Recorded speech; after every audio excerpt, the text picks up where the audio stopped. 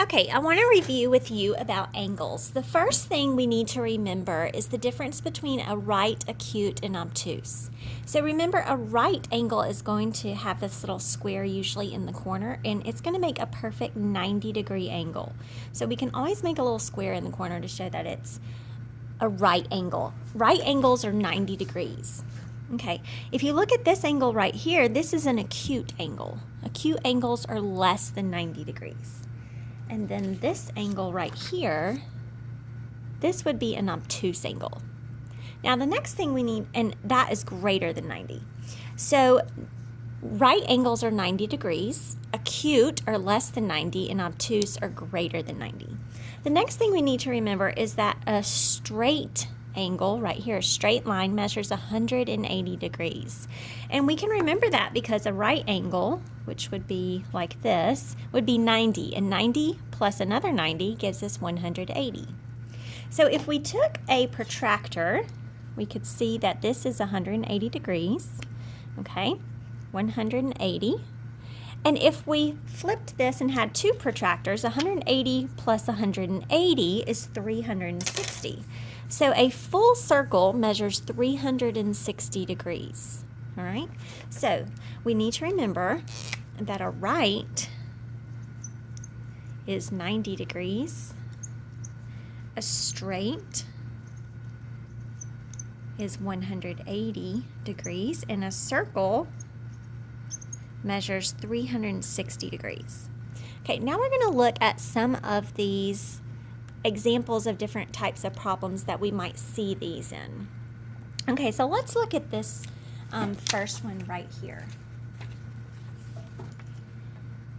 Okay, so in this case, this is a straight, so this total would be 180 degrees. So what we would need to do is, we know that this section is 89, so we're trying to figure out the angle of A.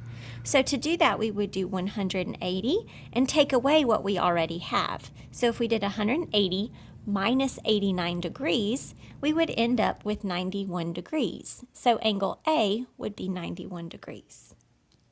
Okay, so that's how you would solve with a straight line.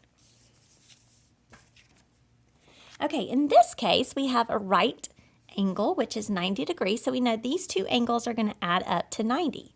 So we know this 20-degree angle plus what equals 90 degrees. So we could do 90 degrees minus the 20 degrees, and we know that that equals 70 degrees. So angle A would be 70 degrees.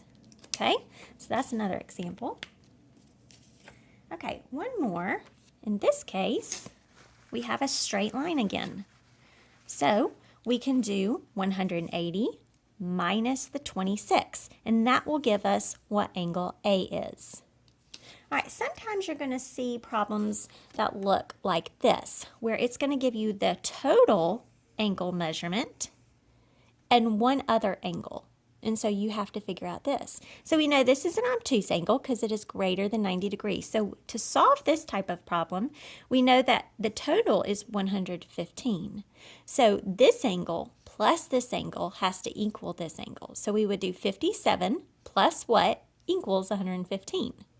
Or we can do the inverse and do 115 minus 57 to get x. And that would tell us what angle x is. Okay. Let's look at a circle. Sometimes you are trying to find the angle measurement of a circle. So in this case, a full circle, remember, is 360 degrees. We know that a right angle is 90 degrees. So this angle would be 90 degrees because this is a right. This one's really easy. But if we forgot that, we could take 360, divide it by how many pieces the circle is cut into.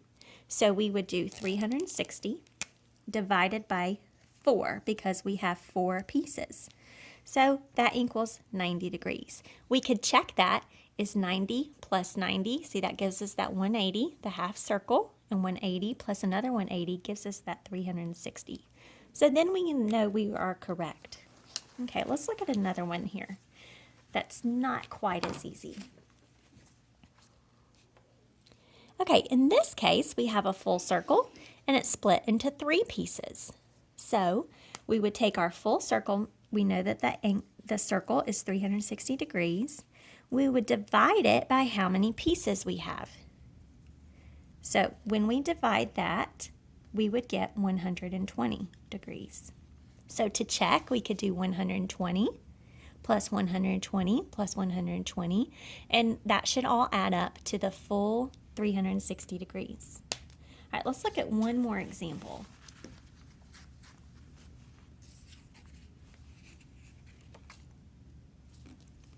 Okay, so in this case, we have more than one piece that is highlighted here.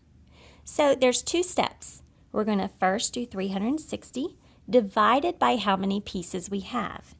So we need to count the pieces to see how many our circle is divided into. So 1, 2, 3, 4, 5, 6, 7, 8, 9. So this circle is divided into 9 pieces. So that means each piece would be 40 degrees because 360 divided by 9 is 40. So that means each of these are 40. So now we have to see how many are highlighted. We have 1, 2, 3, 4, 5, 6. So we would do 40 degrees, 40 degrees times 6, which would give us 240 total degrees. Okay? All right, so that is how we would measure angles when we do not have a protractor.